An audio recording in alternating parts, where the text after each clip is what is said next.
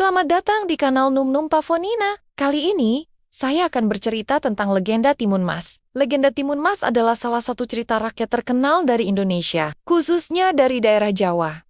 Cerita ini syarat dengan pesan moral tentang keberanian, ketulusan, dan keadilan. Berikut adalah ringkasan dari legenda Timun Mas. Mbok Sirni adalah seorang janda yang menginginkan seorang anak supaya dapat membantunya bekerja. Suatu hari, ia didatangi raksasa yang bernama Buto Ijo yang akan memberinya anak. Syaratnya, saat anak tersebut beranjak remaja, harus diserahkan kembali padanya untuk disantap. Karena Mbok Sarni tidak punya pilihan lain, Mbok Sirni setuju. Buto Ijo lalu memberi Mbok Sarni biji mentimun agar ditanam dan dirawat. Tidak lama kemudian salah satu dari mentimun yang ditanam tersebut berbuah paling besar dan berkilau keemasan. Lalu, Mbok Sirni membelah ketimun tersebut dengan hati-hati. Tanpa diduga, isi mentimun itu adalah seorang bayi cantik yang diberi nama Timun Mas. Waktu berlalu, Timun Mas tumbuh menjadi gadis nan jelita. Tibalah waktunya Buto Ijo untuk menagih janjinya. Mbok Sirni amat takut kehilangan Timun Mas.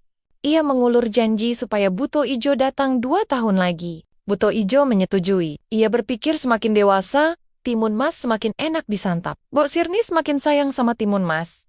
Di sisi lain, ia merasa cemas dan sedih kalau teringat janjinya. Suatu malam, Mbok Sirni bermimpi. Dalam mimpinya itu disebutkan bahwa agar anaknya selamat, maka ia harus menemui petapa di gunung. Tanpa berpikir panjang, paginya Mbok Sirni langsung pergi ke gunung bertemu petapa yang memberinya 4 buah bungkusan kecil, yaitu biji mentimun, jarum, garam, dan terasi sebagai penangkal. Sesampai di rumah, Mbok Sirni memberikan ke-4 bungkusan dari petapa tadi kepada Timun Mas dan memintanya berdoa. Paginya Buto Ijo datang lagi untuk menagih janji. Timun Mas menyelinap dari pintu belakang. Namun Buto Ijo melihat Timun Mas mengendap-endap keluar dari pintu belakang. Ia mengejarnya. Dengan ketakutan Timun Mas lari ke arah hutan. Dalam pelariannya, Timun Mas teringat dengan ke-4 bungkusan yang disimpannya.